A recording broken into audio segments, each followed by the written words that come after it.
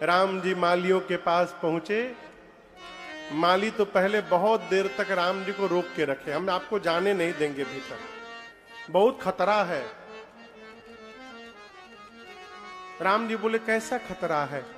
माली बोले हमने सुना है आप किसी पत्थर पे पांव रखे थे, वो पत्थर स्त्री बन के उड़ गया।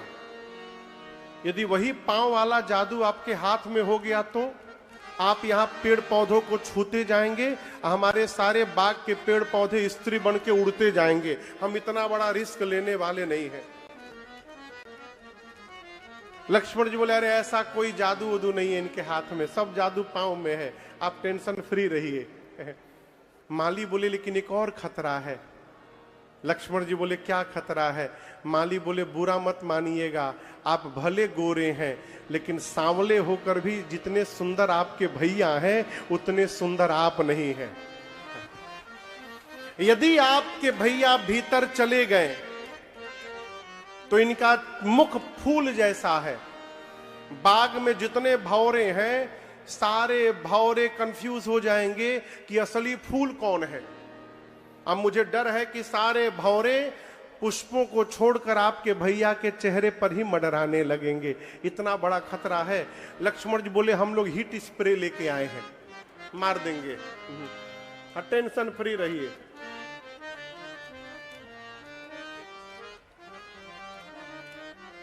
माली हंसते हैं।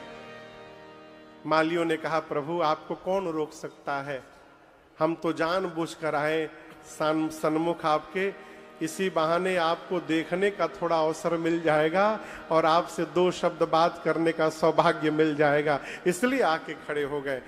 जाइए जाइए राम जी जाइए, जाइए जाकर जो जो पुष्प लेना है ले लीजिए।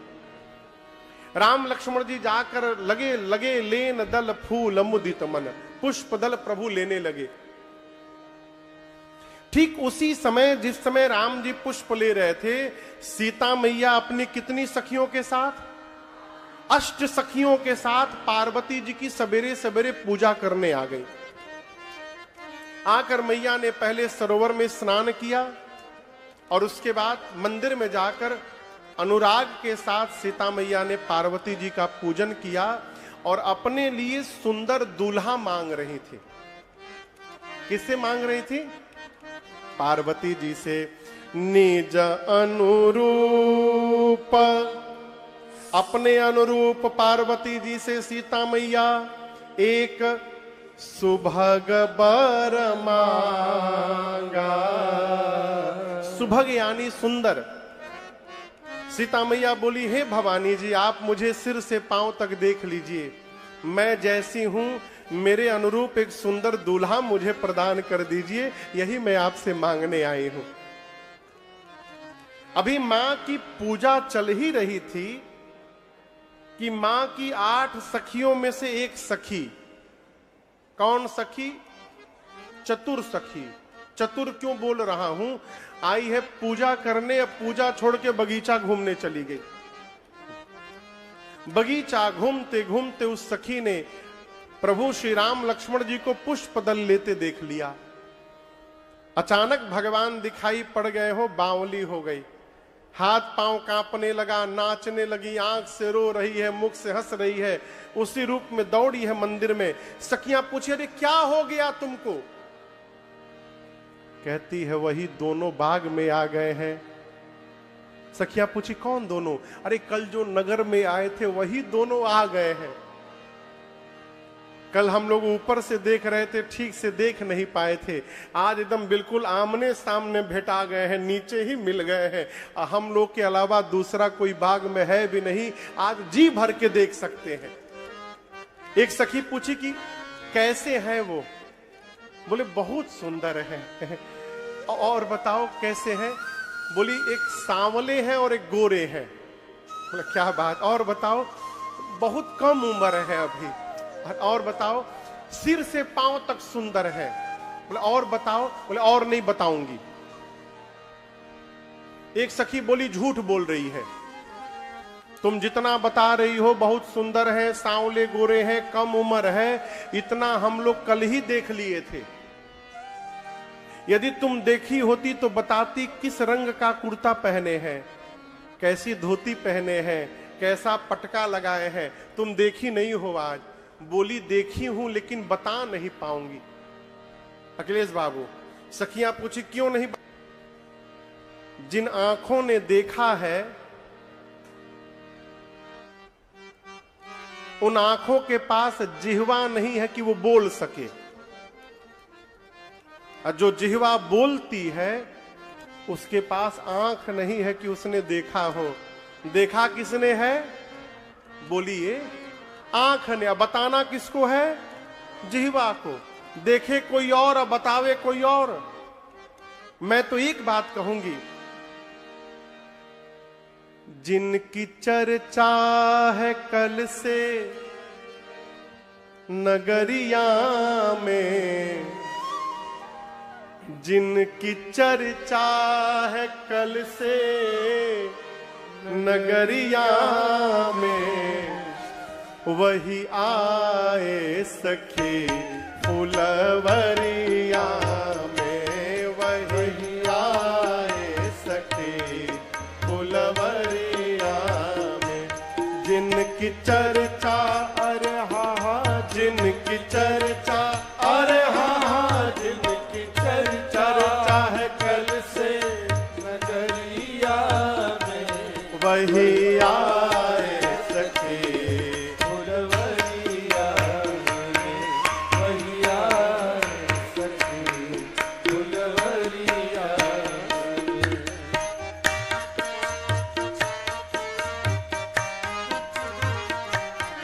सांवला एक है एक गोरा बदन, सांवला एक है एक गोरा बदन, देख कर भी न भरता किसी का भी मन, देख कर भी न भरता किसी का भी मन। सांवला बस गया, सांवला बस गया, सांवला बस गया है नजरिया में, वही आए सखी फुलवरिया में, वही आए सखी फुलवरिया में।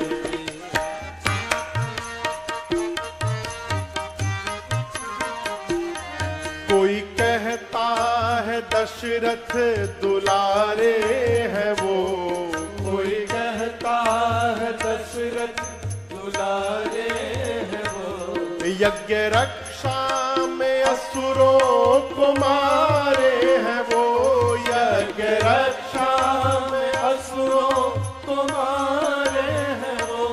तीर बांधे हैं हाँ हाँ तीर बांधे, अरे हाँ हाँ तीर बांधे हैं कस कर कमरिया में, वही आए सखी फुलवरिया में, वही आए सखी फुलवरिया में।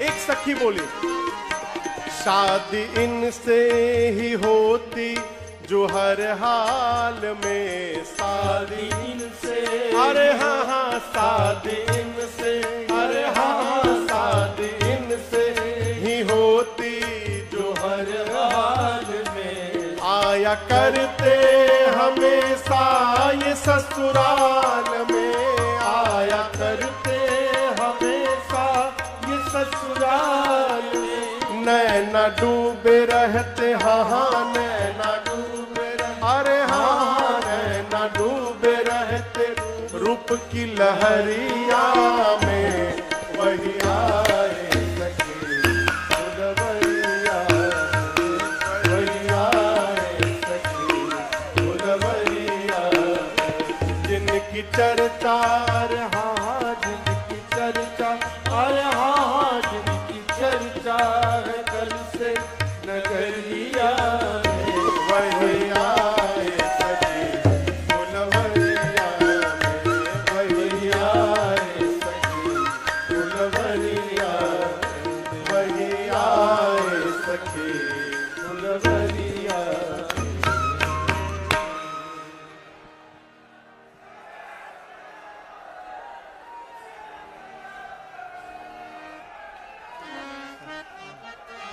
हो गया, हमको भी बोलने दीजिए। हाँ।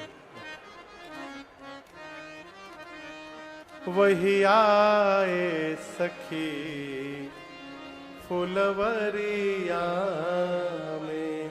सखी कहती है आज पूरी मिथिला में जहां भी चले जाओ केवल और केवल उनके ही रूप की चर्चा हो रही है। बरनत छवि जहां तहां सब लोग, मैं कहती हूं अवश्य देख यही देखन जोगू। सीता मैया को वो सखी आगे आगे चलकर अपने साथ लेकर गई और एक लता की ओट में आकर उस सखी ने सीता मैया को राम जी का दर्शन कराया है। और आपको बताऊं जैसे मां ने भगवान को पहली बार देखा, गोस्वामी जी लिखते हैं देखी रूप लोचन ललचाने,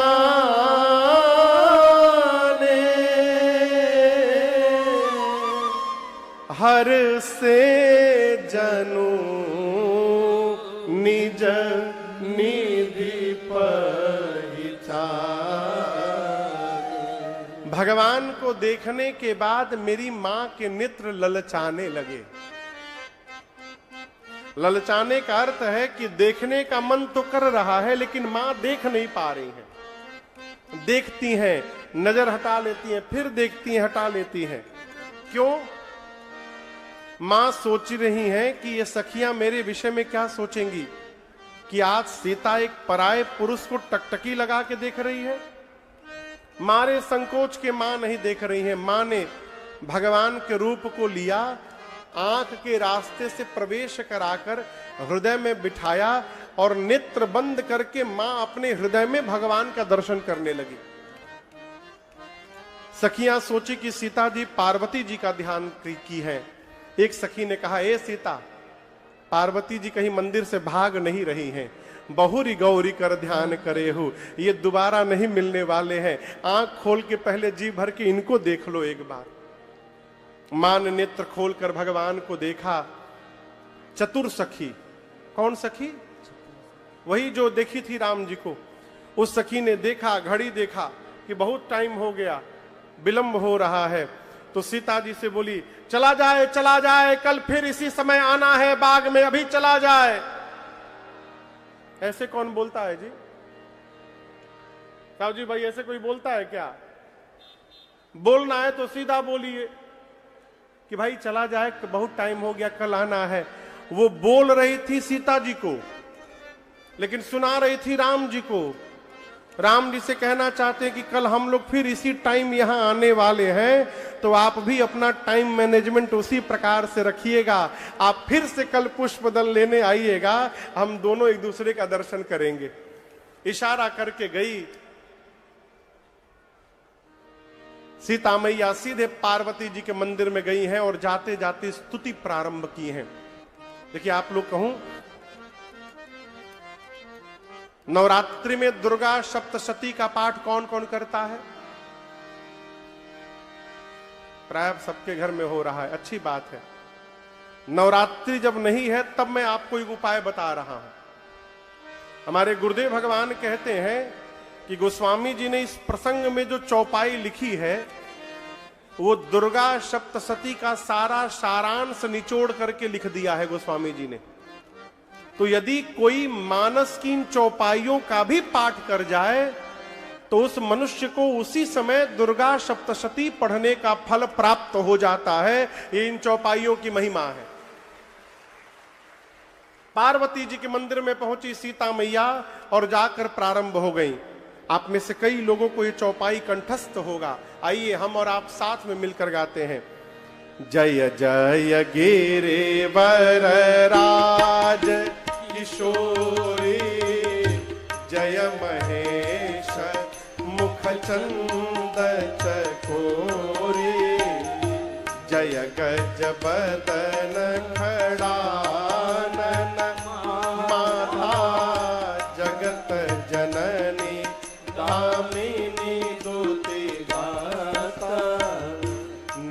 तव आदे मध्य अवसाना अमित प्रभाव वेद नहीं जाना। भव भव विभव पराभवकारिणी विश्व विमोहनी सबस बिहारिणी। भव भव विभव पराभवकारिणी विश्व विमोहनी स्वबस बिहारी। पति देवता सुती यमहु मातु प्रथम तव रेख। महिमा अमित न सकहि कहि सहस शारदा से। सीता जी बोली, हे गिरिराज पुत्री आपकी जय जयकार हो। हे भगवान शिव की प्रिया आपकी जय जयकार हो। हे गणपति जी और कार्तिकेय जी की मैया आपकी जय जयकार हो। हे मां भवानी आपके न प्रारंभ का पता है, न आपके मध्य का पता है, न ही आपके अंत का पता है। आपके अमित प्रभाव को सरस्वती और शेष नारायण भी नहीं बोल सकते। संसार में जितनी स्त्रियां हैं, पातिव्रत धर्म की यदि गणना की जाए तो आपका स्थान प्रथम आता है मां। हे मां भवानी आप शिव प्रिया हैं, आप वरदायिनी हैं। आपकी सेवा करके मनुष्य जीवन में चारों पुरुषार्थ प्राप्त कर सकते हैं। हे मां आप सबके हृदय में रहती हैं। मां आप सीता के भी हृदय में हैं और आप मेरे मन की बात जान रही हैं। मां आप जिस मन की बात को जानती हैं मैं आपसे कहूंगी नहीं, आप उसको बिना कहे पूर्ण कर दीजिए। मां आपसे मेरी यही प्रार्थना है। इतना कह के सीता मैया पार्वती जी के पांव को पकड़ के बैठ गई। और आप दर्शन करिए सीता जी के इस विनय को, इस निवेदन को, इस प्रार्थना को सुनकर पार्वती मैया की मूर्ति मुस्कुरा उठी। मूर्ति मुस्कुरा गई। लोग कहते हैं महाराज इम्पॉसिबल, मूर्ति कहीं मुस्कुराती है का? विवेकानंद जी का नाम सुना है आप लोगों ने? कौन कौन सुना है? अच्छा सब लोग सुने हैं, अच्छी बात है। उनके गुरु जी का नाम कौन कौन जानता है? विवेकानंद के गुरु जी का नाम था स्वामी रामकृष्ण परमहंस। क्या नाम था? श्री स्वामी रामकृष्ण परमहंस। हमारे कलकत्ता में गंगा जी के किनारे एक काली मां का मंदिर है जिसका नाम है दक्षिणेश्वरी काली। दक्षिणेश्वर में है। उन माई का नाम क्या है? दक्षिणेश्वरी काली मंदिर। बड़ा बहुत विशाल मंदिर है मां का। स्वामी रामकृष्ण परमहंस जी उसी काली मंदिर के प्रधान पुजारी थे। प्रधान क्या, वही पुजारी थे। नित्य मां की पूजा करते थे। और आपको सुनकर आश्चर्य होगा, दिन में और रात में जब जब भोग लगाने वाली थाली, भोग लगाते हैं ना मां को, भोग लगाने वाली थाली भोजन लेकर के स्वामी रामकृष्ण परमहंस जी काली मां के मंदिर में जाते थे। और जैसे भोग की थाली लेकर पहुंचते थे, मूर्ति में से साक्षात मां काली प्रकट होकर बैठ जाती थी। नित्य, ये एक दिन की बात नहीं है, नित्य जब जब भोग की थाली लेकर जाते थे, साक्षात मां काली मूर्ति में से प्रकट होकर बैठ जाती थी। और स्वामी रामकृष्ण अपने हाथ से निवाला तोड़ तोड़ के और मां को भोजन कराया करते थे। उनके मुख में भोजन कराते थे। कभी अवसर मिले कलकत्ता जाने का तो जाकर मैया का दर्शन करिए। वही मां का विग्रह आज भी है, मां का। यदि स्वामी रामकृष्ण परमहंस जी मां के को खिला सकते हैं तो हम क्यों नहीं खिला सकते? वो किसी त्रेता और द्वापर की घटना नहीं है, इसी कलयुग की घटना है। 1800 के और 1900 के लास्ट की घटना है। 1880, 70, 80, 90 के दशक की घटना है ये। आज से मान के चलिए बहुत होगा तो 150 साल पहले की घटना है, इसी कलिकाल की घटना है। भगवान आज भी मुस्कुराते हैं। भगवान मुस्कुराते हैं कि नहीं है, ये प्रश्न नहीं होना चाहिए। प्रश्न ये होना चाहिए कि भगवान को मुस्कुराता हुआ देखना कौन चाहता है? कौन देखना चाहता है? बुरा न मानिएगा, हम आज तक कभी भी, हम सभी लोग आज तक कभी भी भगवान को देखने के लिए मंदिर नहीं गए हैं। हम जब भी मंदिर गए हैं तो भगवान से मांगने के लिए गए हैं। आज भी जो भगवान को देखना चाहता है, भगवान उसको दिखाई देते हैं, आज भी दिखते हैं। पार्वती जी की मूर्ति मुस्कुरा गई और पूजन के समय सीता मैया ने जो गले में माला पहनाया था, गोस्वामी जी कहते हैं, खसी माल मूर्ति मुस्कानी। गले की माला खिसक गई। माला क्या हो गई? खिसक गई। अच्छा आप देखो, ये पार्वती जी हैं, दिखाई दे रही है पार्वती मैया। अब पांव पकड़ के नीचे सीता जी बैठी है, मान लीजिए पार्वती जी के गले से माला खिसकेगी तो क्या होगा? गिरेगी। अब माला गिरेगी तो कहां जाएगी? नीचे जाएगी ना, कि दाएं बाएं जाएगी? कहां जाएगी? नीचे कौन बैठा है? सीता मैया। पार्वती जी के गले की माला खिसकी और सीता मैया के आंचल में गिर गई। यहीं पर सीता जी को पार्वती जी का आशीर्वाद प्राप्त हो गया। ये संकेत है। आप घर में भगवान की सेवा करिए, भगवान को माला चढ़ाइए और पूजन करते करते अचानक माला नीचे गिर गया तो दोबारा ना पहनाइए। क्या इसका मतलब?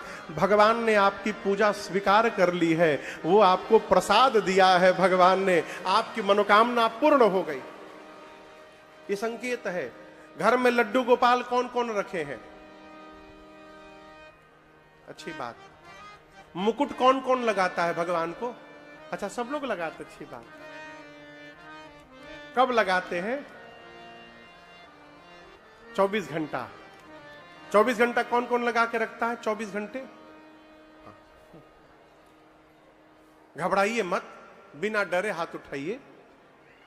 24 घंटा भगवान के कपारे पर मुकुट कौन रखता है? 4-5 लोग हैं।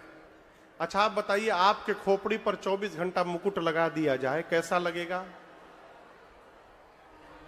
बोलिए बोलिए, अच्छा लगेगा? भगवान को मुकुट पहनाइए, आरती उतारिए, 1-2 घंटे बाद मुकुट उतार दीजिए। उनको भी दिमाग हल्का रखना है अपना।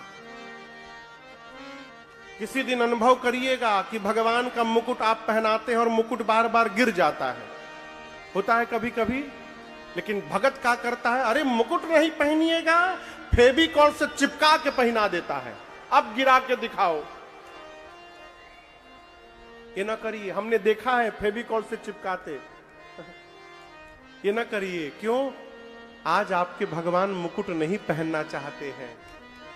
इसलिए जब 1-2 बार पहनाने के बाद यदि गिर रहा है तो मुकुट को उठा के किनारे रख दीजिए। ठीक है प्रभु, आज बिना मुकुट के आनंद करिए, जैसी आपकी इच्छा।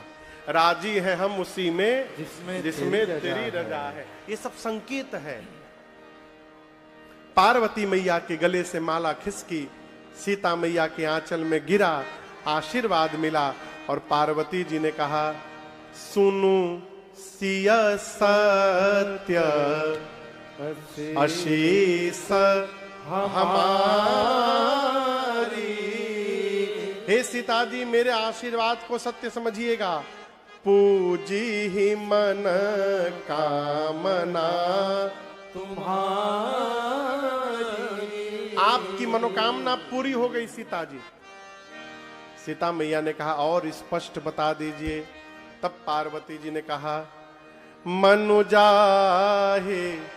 राचेऊ मिली ही सो पर सहज सुंदर सा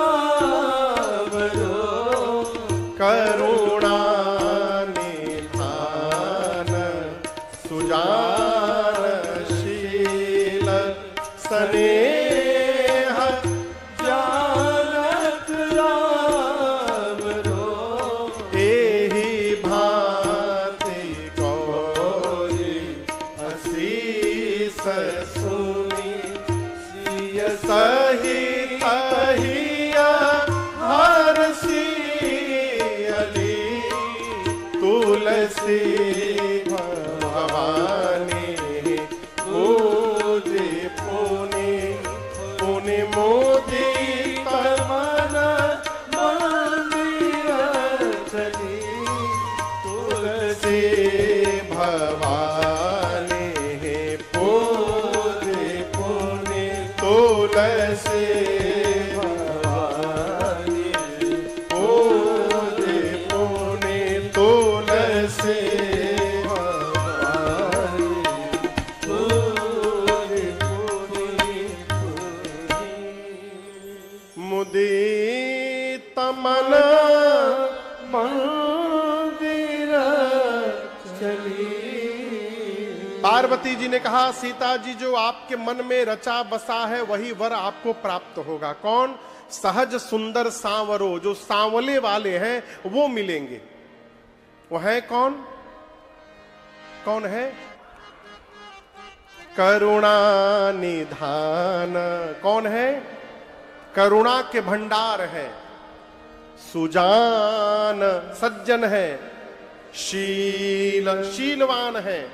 और सबसे अच्छी बात जो पार्वती जी ने कही, स्नेह जानत राम रो। हे सीता जी, वो राम जी आपके प्रेम को ठीक से जानते हैं। मां पार्वती सुनी। अच्छा, आप दर्शन करिए। यहां एक बात, राम जी को देखने के पहले ही सीता मैया पार्वती जी की पूजा कर चुकी थी। आरती ओरती सब हो गई थी, केवल स्तुति बाकी थी बस। तब तक सखी ने आकर राम जी के बारे में बताया। सीता मैया पूजा छोड़ के चली गई, राम जी का दर्शन की, और जो स्तुति बाकी थी वापस आकर जय जय गिरवर राज किशोरी सीता मैया ने स्तुति किया। ठीक, पूजा हो गया था। लेकिन यहां गोस्वामी जी कहते हैं, जैसे मन चाहा वरदान प्राप्त हुआ, तुलसी भवानी पूजी पूनी पूनी पूनी पूनी। यानी उसी समय मां जानकी ने कई बार सीता जी ने पार्वती जी का पूजन फिर से किया। एक कथा कहती है, मनोकामना पूरी हो जाए तो पूजा को बंद नहीं करना चाहिए, पूजन को और बढ़ा देना चाहिए, ये प्रसंग कहता है। कई अच्छे खासे आदमी, हट्टे कट्टे आदमी कहते, महाराज जी एकादशी बैठाना है, कब बैठा दे? आज तक कोई नहीं मिला जो कहा भोजन बैठाना है। अब आज के बाद हम भोजन नहीं करेंगे, लेकिन एकादशी जरूर बैठाना। काहे बैठाना है वो? जब तक शरीर में सामर्थ्य है, और कोई व्रत करिए चाहे मत करिए, एकादशी का व्रत नियम से करते रहिए। क्योंकि जो मनुष्य अपने जीवन में 108 एकादशी का व्रत कर लेता है, उस मनुष्य को प्राण निकलने के बाद यमराज के दूत की औकात नहीं कि हाथ लगा दे। उस जीवात्मा को लेने के लिए भगवान के पार्षद आते हैं और सीधे भगवान के धाम लेकर के जाते हैं। एकादशी की महिमा है। और एक बात, अनहरिया के करे के अजोरिया के महाराज, अनहरिया अजोरिया नहीं करना है। आदमी खाते समय नहीं पूछता कि दिन में खाएं कि रात में खाएं। हमारे एक परिचित हैं, एकादशी का व्रत किए थे, तो डेली वो 10 बजे रात को सो जाते थे। एक दिन एकादशी के दिन सोबे न करें, 11:30 बज गया। किसी ने पूछा, भाई साहब आप अब तक क्यों जगे हैं? बोले 12 बजे का वेट कर रहे हैं। बोले क्यों? समोसा आया है, सोच रहे समोसा खा के सोएंगे। बोले काहे?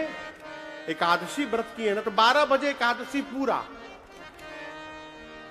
रेलवे का टाइम टेबल है कि 12 बजते डेट बदल जाएगा हो। भारत में सनातन संस्कृति में सूर्योदय से तिथि बदलती है, सूर्योदय से। तो जब तक सूर्योदय नहीं होता है तब तक तिथि एकादशी की ही है, नहीं कि 12 बजे के बाद समोसा पकौड़ी चाट खा के सो जाएंगे। बतिया कुछ समझ में आ रहा है? कितने लोग एकादशी का व्रत रहते हैं? अच्छा, इतने लोग रहते हैं, बहुत अच्छी बात। हम रहते हैं, हम लोग भी रहते हैं, हम रहते हैं। एकादशी का व्रत रहिए, यही तो आनंद है। हो आपको एक सिद्धांत बताऊं, अभी एक वैज्ञानिक को इसी पर नोबेल पुरस्कार मिला है, इसी शोध पर। दीक्षित जी शोध किया है उसने कि जो मनुष्य अपने साल भर में 24 दिन व्रत करता है, उस मनुष्य के शरीर में कैंसर होने की संभावना 95% घट जाती है। ये रिसर्च है, मैं अपने मन से कुछ नहीं बोल रहा हूं। एक निश्चित अंतराल पर यदि वो व्रत करता है तो उसके शरीर में कैंसर होने की संभावना 95% घट जाती है। एकादशी का सिद्धांत उसी पर है। हर 15 दिन बाद ये व्रत आता है, व्रत करिए। एकादशी के दिन थोड़ा कम खाइए, कम खाइए। आदमी और दिन भले कम खाए, लेकिन एकादशी के दिन आज व्रत है मेरा, का बनाए? आलू भून दो, साबूदाने की पकौड़ी बना दो, थोड़ा साबूदाने की खिचड़ी भी बना देना, लौकी की खीर हो जाए तो अच्छा है, कुट्टू का पूड़ी बन जाए थोड़ा, और पनीर की पकौड़ी भी कुट्टू में लपेट के थोड़ा बन जाए। अरे आप कह रहे थे व्रत किए हैं। व्रत में थोड़ा कम खाइए, ठीक ना, लेकिन व्रत करिए, व्रत करिए। और यदि खाने के लिए ही व्रत करना है तब वो व्रत करिए। यदि आप भोजना अवतार हैं तो कोई बात नहीं, भोजन कर बढ़िया से खाइए, लेकिन व्रत करिए। मां जानकी ने दोबारा पूजन किया कई बार। तुलसी भवानी पूजी पूनी पूनी मुदित मन मंदिर चले। अपने घर गई, इधर राम लक्ष्मण जी पुष्पदल लेकर गुरु जी के पास आए, पुष्पदल दिया भगवान ने और गुरु जी से सब बता दिया। गुरुदेव, बाग में सीता जी आई थी, हमको देख रही थी। विश्वामित्र जी ने नेत्र बंद करके देखा कि सीता जी को पार्वती जी ने आशीर्वाद दे दिया। बोले नेत्र खोल के गुरु जी, राम, वहां पार्वती जी ने आशीर्वाद दिया है, यहां मैं आपको आशीर्वाद देता हूं। सुफला मनोरथ हो तुम्हारे, सुफल मनोरथ हो तुम्हारे। राम लखन